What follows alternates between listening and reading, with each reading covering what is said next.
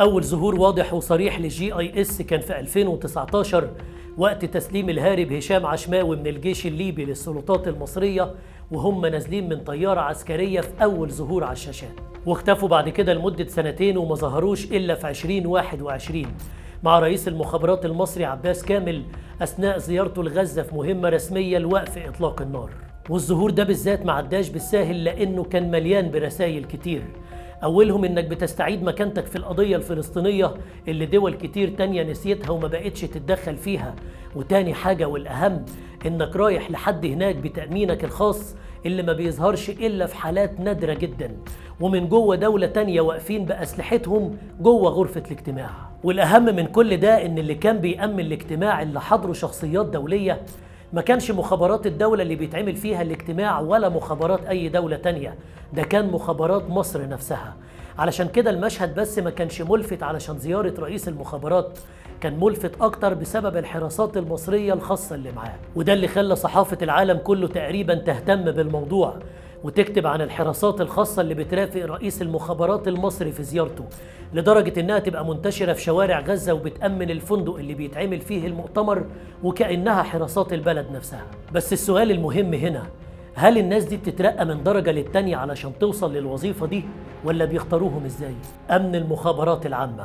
متخصصين في أهم حاجات ممكن تكون موجودة في أي دولة، مكافحة الإرهاب والقبض على الشخصيات المطلوبة أمنياً في جرائم دولية، زائد كمان تأمين الشخصيات الرسمية وخصوصاً في الرحلات الدولية المهمة جداً. الحقيقة أن الجي اي اس زي أي كيان في الدنيا له شروطه الخاصة بيه اللي لازم تكون متوفرة في أي شخص هيكون واحد منهم، والشروط دي بتكون من الأسهل للأصعب، زي مثلا إنه لازم يكون شاب مش بنت، وشرط أساسي يكون معاه لغة تانية أو تالتة. والأهم من كده إنهم برضو مش بيتقبلوا بسهولة إلا بعد إجراء اختبارات قاسية جدا مش أي حد بيقدر عليها، لدرجة إنهم بيفضلوا كذا سنة في معسكرات تدريبية بيتعلموا فيها كل حاجة تقريبا في البر والبحر والجو، وأهم حاجة في كل ده إن كل الحاجات دي لازم تتم في منتهى السرية. وعشان كده بتتصنف قوات الجي اي اس على إنها من أهم فرق الحراسة في العالم، سواء من الناحية الجسمانية لأفرادها أو حتى من الأسلحة اللي بيستخدموها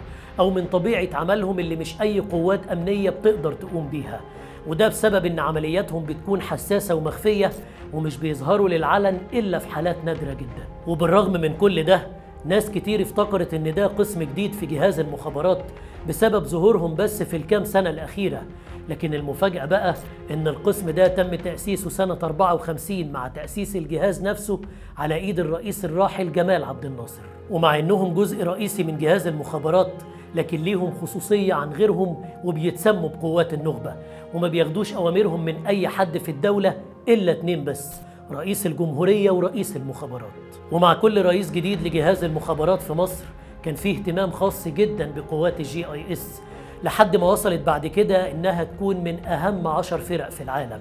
وكان ليها دور كبير جدا في حرب 73 لما قدروا ينفذوا عمليات خاصة جدا في منتهى السرية ومحدش قدر يكشفها، والعمليات دي كانت من اهم اسباب نصر اكتوبر.